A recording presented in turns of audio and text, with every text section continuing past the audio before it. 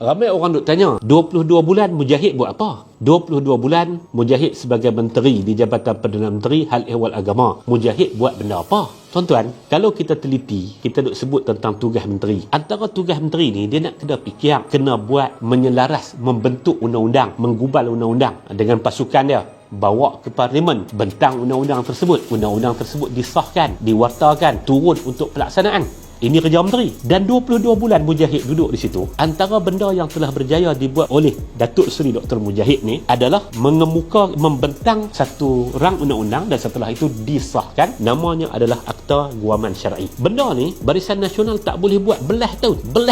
Mereka tak boleh buat. Mereka tak boleh bentang pun. Tapi Alhamdulillah dalam masa 22 bulan, kerana keinginan yang cukup tinggi, kerana keazaman yang cukup tinggi dan kerana kejelasan apa yang dibawa oleh Datuk Seri Dr. Mujahid dan juga Kerajaan Pakatan Harapan pada waktu itu, Akta Guaman Syar'i telah berjaya untuk digubalkan, dibentuk, dibentang di parlimen dan diluluskan di parlimen. Yang kedua, Datuk Seri Dr. Mujahid sebagai Menteri Agama pada waktu itu telah berusaha untuk nak bentuk keseragaman undang-undang jenayah syariah antara negeri-negeri. Dan pada waktu itu ada satu jawatan kuasa, nama dia Jawatan Kuasa Syar'i dan Sivil, yang dipimpin oleh Tan Sri Razali. Jawatan kuasa ini menjadi antara jawatan kuasa yang paling aktif di bawah JAKIM ni, nak berusaha untuk nak menyelaraskan, nak menyeragamkan antara enakmen negeri-negeri. Ini dibuat oleh Mujahid. Dan Mujahid sedang menjalankan pada waktu itu kerja dia sebagai menteri. Dia bukan duk buat benda-benda yang hiliran tu. Dia buat betul-betul kerja sebagai seorang menteri. Apa lagi benda yang Mujahid buat sebagai seorang menteri? Tuan-tuan, antara dia, Mujahid telah berjaya membawa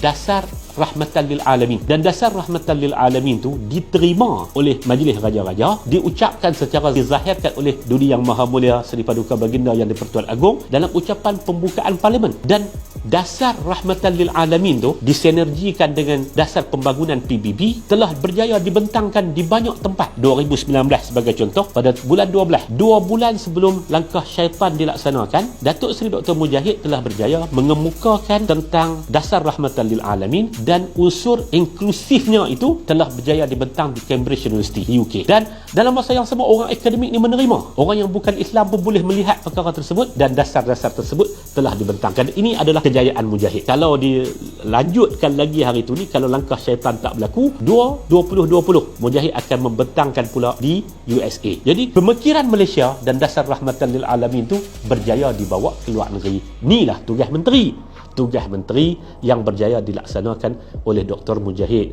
Tugas menteri itu bukan hanya baca khutbah. Tugas menteri itu adalah gubal undang-undang.